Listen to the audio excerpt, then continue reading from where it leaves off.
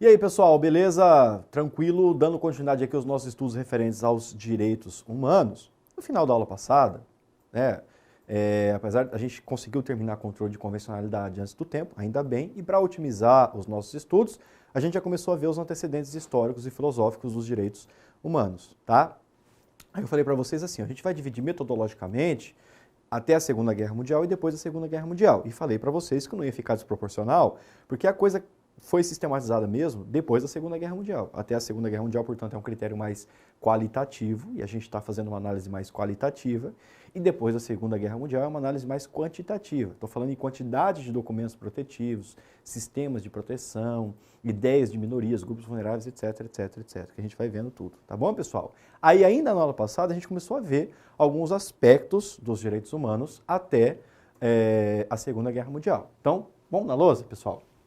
Eu falei que uma primeira discussão se dava no que dizia respeito a um suposto, a uma suposta origem de direito posto ou natural dos direitos humanos. Eu falei que prevalece a ideia de origem mista, tá? Aí eu falei para vocês da importância da Magna Carta de 1215, falei do Renascimento ou do Iluminismo, o século das luzes, a ideia do homem no centro das relações humanas, a idade das luzes a substituir a idade das trevas, a ideia da racionalidade, etc. Tá bom? Aí eu falei também de 3 documentos importantíssimos que forneceram subsídios para os direitos humanos. Falei, inclusive, que a regra hoje é o direito constitucional pegar emprestado o conceito dos direitos humanos. A regra. Mas, num primeiro momento, quando os direitos humanos ainda não existiam por si só, eles pegaram emprestados os conceitos do direito constitucional. Tá bom? Então, hoje, direito constitucional pega emprestado o conceito de direito humano. Hoje, direito constitucional pega emprestado o conceito de direito humano. Mas, anteriormente, direito humano é que pegava conceito emprestado de direito constitucional. Aí eu falei para vocês da Constituição dos Estados Unidos, 1787, Constituição Francesa de 1791 e a Declaração de Direitos do Homem e do Cidadão de 1789. Tá bom, pessoal? Continuando na lousa, vamos ver qual que é a próxima manifestação ainda antes da Segunda Guerra Mundial. E eu posso colocar aqui para vocês, sem sombra de dúvida, qual que é a próxima manifestação que nós podemos colocar aqui? Sem dúvidas, Revolução Industrial,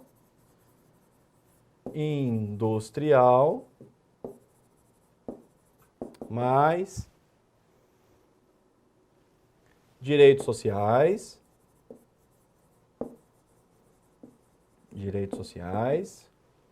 na forma tipicamente do direito ao trabalho, tá? O clássico direito social é o direito ao trabalho, foi o primeiro direito social assim, típico, tá bom? Direito ao trabalho. A Revolução Industrial, direitos sociais, mais consciência de classe.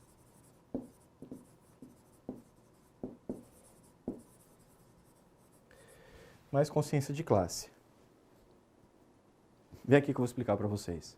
Pessoal, bom, a Revolução Industrial produziu uma modificação na forma de pensar o mundo. Você tinha uma ideia das coisas mais artesanais, você tinha uma ideia de uma população essencialmente do campo, e de repente com a Revolução Industrial, você substitui a artesanalidade pela produção em massa, pelo movimento fabril. Então você tem movimento fabril como o movimento das fábricas, você tem o inchaço das cidades, tá? E você tem decorrências desse processo. É óbvio que a Revolução Industrial foi positiva em muitos aspectos. Você tem o avanço da ciência, né? o estímulo a novas tecnologias. Agora, não há dúvidas de que ela também foi negativa, ela também teve efeitos colaterais, a Revolução Industrial. Por exemplo, a gente pode colocar a própria questão da jornada de trabalho. Você imagina uma pessoa trabalhando 14, 15, às vezes até 16 horas numa fábrica, mulheres, crianças, idosos, gente que dormia em cima da máquina, acabava caindo em cima da máquina, perdia a mão, perdia a vida, perdia um pé, etc. Era uma praxe que, infelizmente, ocorria durante a Revolução Industrial. Então, exatamente por isso, começou a surgir também, vem uma decorrência, que é a ideia da consciência de classe e do direito ao trabalho. O que seria o direito ao trabalho? Regulamentar, de uma vez por todas, um conjunto de garantias, de normas, destinados a assegurar os deveres e direitos dos empregadores e os deveres e direitos dos empregados. Tudo bem, pessoal? Então, o direito ao trabalho, que é um direito humano típico, um direito fundamental típico também, é uma decorrência do desenvolvimento dos direitos humanos no período pré-Segunda Guerra Mundial. Tá bom? Pra lousa, pessoal. O que mais que a gente pode falar como manifestação de direito humano até a Segunda Guerra Mundial? E aqui, pessoal, pode ficar comigo na lousa. Aqui, pela primeira vez, a partir desse item que eu vou colocar aqui na lousa, eu vou até mudar a cor da caneta. A partir desse item, você pode colocar o seguinte, aqui se começa a falar em internacionalização e universalização dos direitos humanos. Então, eu vou colocar o seguinte para aqui, ó. Tô até mudando a cor da caneta. Tô mudando a cor da caneta de propósito. Olha só, você pode colocar aqui, ó, como outra manifestação. Fundação da Cruz Vermelha.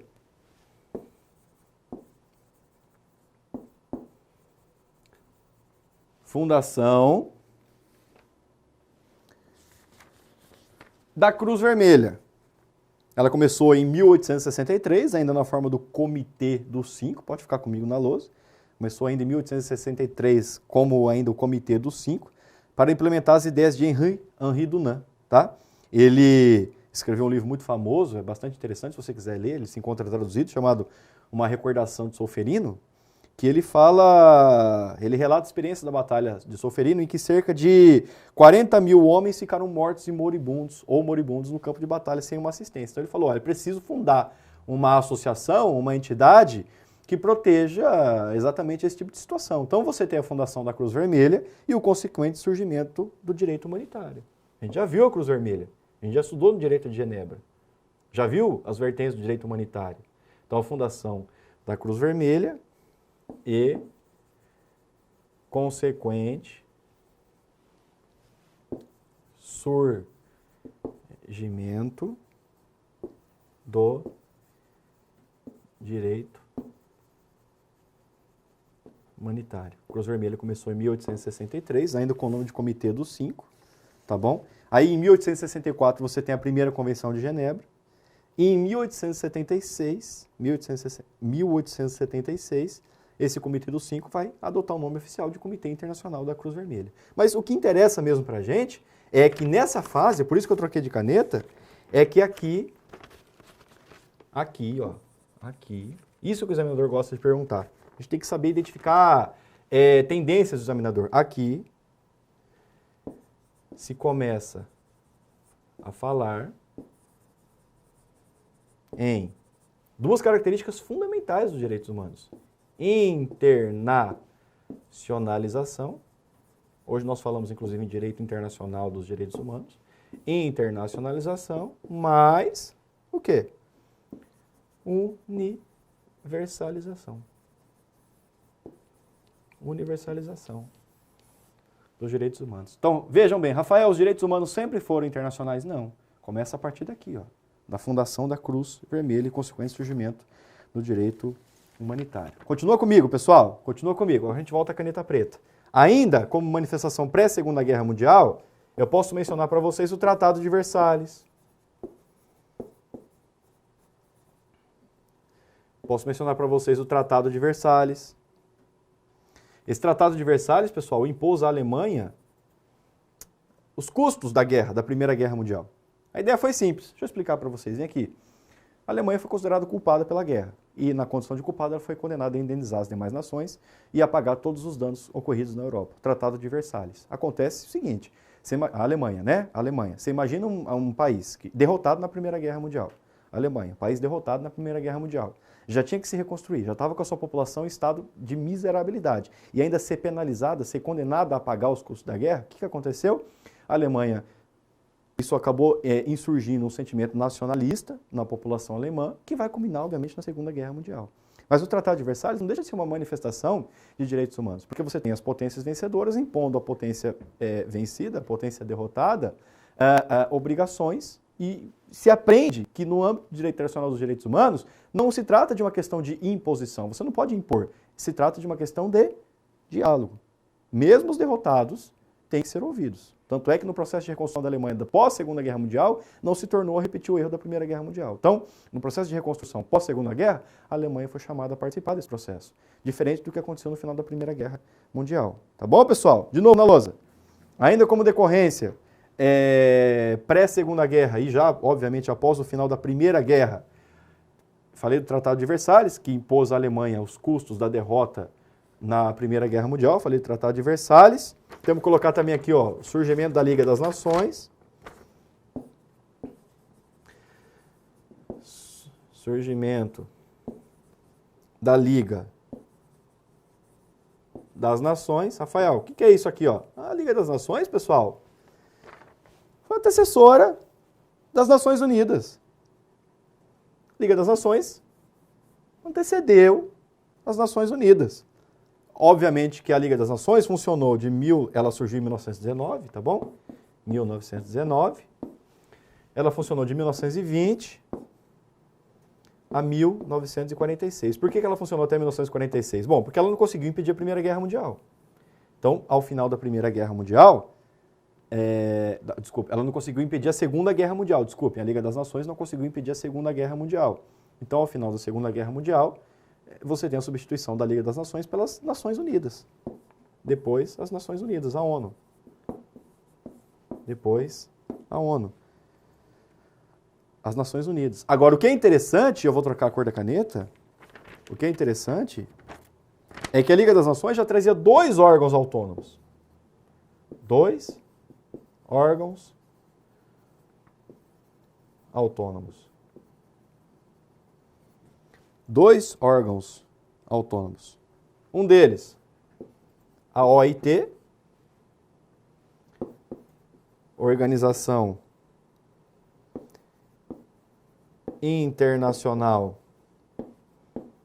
do Trabalho, que hoje é uma agência especializada da ONU, está valendo, a OIT está funcionando até hoje, Organização Internacional do Trabalho, que é hoje uma agência especializada das Nações Unidas, tá bom? E qual é outro órgão autônomo da Liga das Nações? A Corte Permanente de Justiça Internacional, de Justiça Internacional, essa veio só em 1921. Mas por qual que é a importância da Corte Permanente de Justiça Internacional? Ela é uma decorrência também da Liga das Nações. A Corte Permanente de Justiça Internacional, pessoal, é precursora da Corte Internacional de Justiça. Então, pessoal, vamos recapitular o que está nessa lousa? Pode ficar comigo. Olha aí, primeiro nós temos, ainda, né, seguindo o que a gente já viu na aula passada, nós temos a Revolução Industrial, consequentemente as ideias de direitos sociais, notamente o direito ao trabalho e o surgimento da consciência de classe. A gente vai começar a ter brigas a respeito de capitalismo, socialismo, comunismo, anarquismo e outras tantas coisas, tá bom? Aí você tem, pela primeira vez, a ideia de internacionalização e universalização dos direitos humanos, a fundação da Cruz Vermelha, primeiro com o nome de Comitê dos Cinco, né, e o consequente surgimento do direito humanitário. Nós temos ainda, no final da Primeira Guerra Mundial, o Tratado de Versalhes, que impôs à Alemanha o pagamento, as custas de todo o processo beligerante, né? A Alemanha, obviamente, não cumpriu o Tratado de Versalhes, isso acabou levando a um nacionalismo extremado do povo alemão, que acabou por culminar na Segunda Guerra Mundial. Uma outra característica, ainda pré-Primeira Guerra, dos direitos humanos, uma outra característica ainda pré-Segunda Guerra, desculpem, é o surgimento da Liga das Nações, em 1919, que foi a precursora da ONU, e a Liga das Nações já trazia 2 órgãos autônomos, a OIT, Organização Internacional do Trabalho, uma agência especializada hoje das Nações Unidas, e a Corte Permanente de Justiça Internacional, que veio em 1921, e a precursora da Corte Internacional de Justiça. Ok, pessoal? Vem aqui comigo. Reparem, portanto, que eu fiquei bastante tempo na lousa, coloquei o máximo possível de dados, porque isso pode aparecer na sua prova, tanto na forma de antecedentes históricos, como também na forma de antecedentes filosóficos, tá? Então eu prezo sempre assim, se eu falar apenas questão histórica e esquecer a questão filosófica, o seu examinador vai perguntar a questão filosófica, você vai achar que o professor ele não está sabendo explicar direito de acordo com aquilo que vai cair na prova. Então, para todos os efeitos, eu trouxe os 2 pontos de vista. Pré-Segunda Guerra Mundial, né? Porque depois da Segunda Guerra Mundial nós temos outras características. Os direitos humanos continuam depois da Segunda Guerra Mundial. Então vamos na lousa, pessoal? Olha só. Então eu falei assim, ó, no primeiro momento, ó, até a Segunda Guerra Mundial, certo? Ó, vamos voltar aqui desde o começo. Eu comecei trabalhando antecedentes históricos e filosóficos dos direitos humanos. Aí eu falei, ó, nós vamos trabalhar até a Segunda Guerra Mundial e nós vamos trabalhar depois da Segunda Guerra Mundial. Aí até a Segunda Guerra, eu falei, ó, direito posto, Magna Carta, Renascimento, Constituições, Revolução Industrial, Cruz Vermelha, Tratado de Versalhes, Liga das Nações, OIT, Corte Permanente de Justiça Internacional. Então, agora eu quero trabalhar com vocês depois da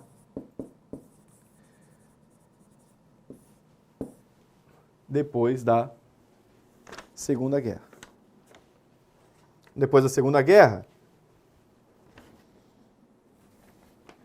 Depois da Segunda Guerra, a gente pode colocar como características. Vamos lá? Depois da Segunda Guerra, a ideia de pós-positivismo. Rafael, você já trabalhou isso? Já trabalhei. A superação de um Estado meramente legalista por um Estado democrático de direito, em que os valores de justiça, ética, moral são reatrelados ao ordenamento jurídico. Tratei disso quando discorri sobre a diferença entre Estado de Direito e Estado democrático de direito. É uma decorrência do pós-Segunda Guerra, o pós-positivismo. Já trabalhamos isso. Reparem como a nossa disciplina se comunica às temáticas. Tá? Uma decorrência é o pós-positivismo. Desculpem. Outra decorrência é o renascimento do direito constitucional mais força normativa. Renascimento do direito constitucional mais a força normativa da Constituição. A Constituição passa a ser compreendida como norma fundamental, vinculadora de agentes públicos e privados. Você quer um autor aí? O Conrad Hesse. Tá bom? O que eu posso mencionar também? Organização da ONU.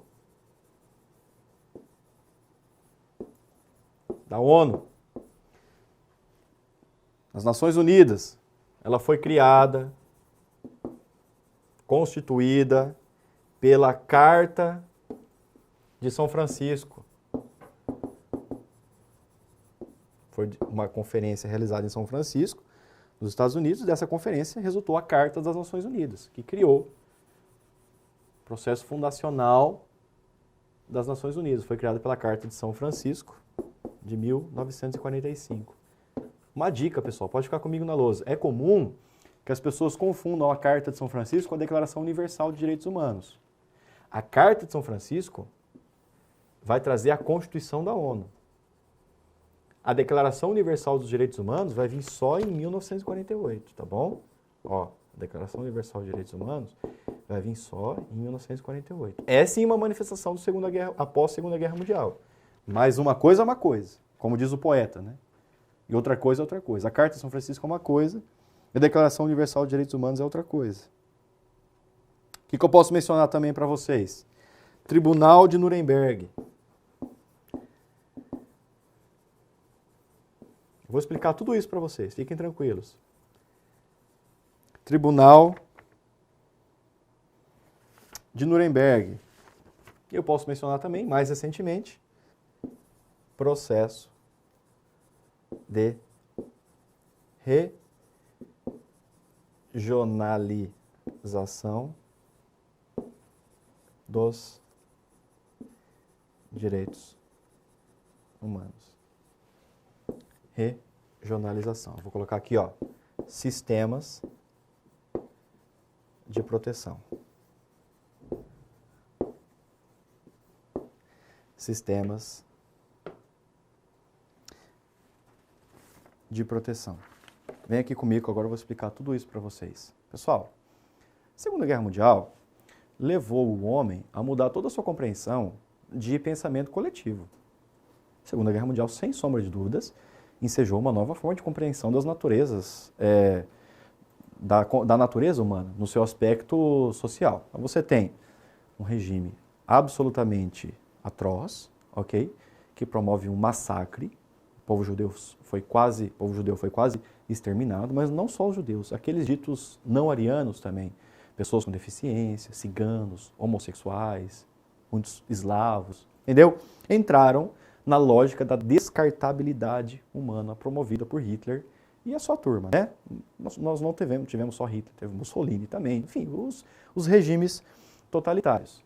Agora, interessante é o fato de que após a Segunda Guerra Mundial, parece que os pensadores dos direitos humanos acordaram. Falou o seguinte, ó, se a gente não se reunir aqui e não começar a promover um processo de sistematização dessa disciplina, a coisa vai ficar feia e a gente vai entrar numa terceira guerra mundial.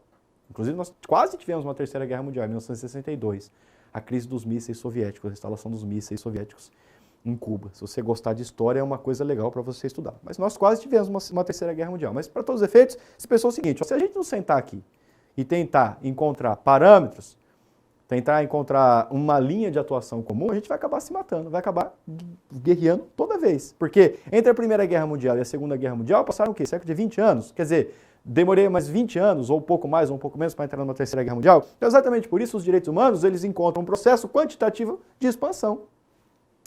Conforme eu falei para vocês, até a Primeira Guerra Mundial é um processo mais qualitativo. Até a Segunda Guerra, desculpem, toda vez eu estou trocando. Até a Segunda Guerra Mundial é um processo mais qualitativo. Você tem movimentos históricos, períodos. Você vê que a gente foi analisando as etapas até a Segunda Guerra Mundial, e são etapas que duram 100, 200, 300 anos. Então é uma questão muito mais qualitativa. Agora, quando se trata após o final da Segunda Guerra Mundial, a coisa vira em termos de quantidade. Olha o tanto de coisa que eu coloquei aqui, se comparando com as manifestações até a Segunda Guerra Mundial, olha a quantidade de coisa que eu coloquei aqui. Eu falei, por exemplo, pós-positivismo. Superação do Estado de Direito em prol do Estado democrático de direito, em que a democracia é um elemento que vai reatrelar os valores de justiça, moral e ética às ideias de segurança jurídica. Está aí, está na lousa, pós-positivismo.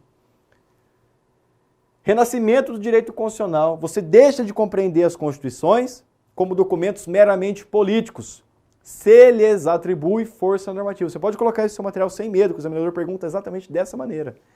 Você deixa de compreender as constituições como documentos políticos, se lhes atribui força normativa.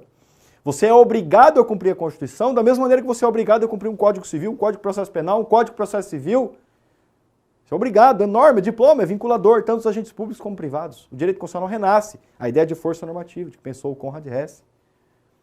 A Organização das Nações Unidas, dessa vez em novos moldes. Se a Liga das Nações não deu certo, eu falei para vocês, a Liga das Nações foi de 1920 a 1946, ela não conseguiu impedir a Segunda Guerra Mundial. Você precisa substituir por um órgão que tenha um novo ponto de vista, uma nova estruturação e novas linhas de atuação. O surgimento das Nações Unidas, na Conferência de São Francisco, Carta de São Francisco e a consequente, obviamente, Declaração Universal de Direitos Humanos. Agora, uma coisa bastante interessante que nós temos, para a gente finalizar aqui a nossa aula, é o Tribunal de Nuremberg e o processo de regionalização. Rafael, o que foi o Tribunal de Nuremberg? De uma maneira paradigmática, foi um tribunal instalado para julgar crimes de guerra praticados pela Alemanha nazista. O Tribunal de Nuremberg não se restringiu a julgar militares, o julgamento de juristas, médicos, etc. Mas o Tribunal de Nuremberg foi instalado para julgar crimes de guerra praticados durante o período da Segunda Guerra Mundial, notadamente por nazistas. E olha que interessante. De maneira paradigmática, você tem um tribunal que vai julgar pessoas. Você não tem um tribunal que vai julgar estados. Isso no âmbito do direito internacional dos direitos humanos diz muita coisa. Hoje é tranquilo, você tem o TPI, o Tribunal Penal Internacional. É um tribunal que julga pessoas por crimes de guerra. Mas você já imagina na época? Já imaginaram na época você instalar um tribunal para julgar pessoas que em tese praticaram crime de guerra? É óbvio que o Tribunal de Nuremberg foi muito questionado no que diz respeito ao fato dele ser um tribunal de exceção, um tribunal pós-facto. Não é? Porque você aprende nos documentos de direito constitucional e direitos humanos que todos têm direito de ser julgados por uma autoridade anteriormente legitimamente competente para tal fim. Então, pressupõe-se que haja previamente uma autoridade investida. Exatamente para que você não seja julgado por um tribunal instalado especificamente para julgar o que você em tese cometeu. Não pode ter tribunal de exceção, não pode ter tribunal pós-facto. E formalmente você não pode deixar de reconhecer que o Tribunal de Nuremberg foi um tribunal pós-facto. Primeiro você teve o facto, depois você teve a instalação do tribunal. Agora, o que justificou a existência do Tribunal de Nuremberg é que você não podia mais se atrelar apenas em elementos de segurança jurídica. O Tribunal de Nuremberg foi um tribunal não só de segurança jurídica, mas também de justiça. E para a gente finalizar, talvez a característica mais recente, é um processo de regionalização dos direitos humanos. A gente já falou isso em outros momentos e a gente torna a dizer aqui. Regionalização dos direitos humanos pressupõe um sistema global, um sistema interamericano, um sistema africano, um sistema europeu, um sistema islamo-arábico e os sistemas nacionais de proteção dos direitos humanos. A regionalização visa assegurar uma proteção complementar dos direitos humanos ao longo do globo terrestre. Ok, pessoal? Então nós terminamos aqui questões relativas à evolução histórica e filosófica dos direitos humanos. Temos o campo livre para começarmos, enfim, a trabalhar os direitos humanos em espécie. Mas isso a gente faz a partir da próxima aula. Obrigadão, pessoal!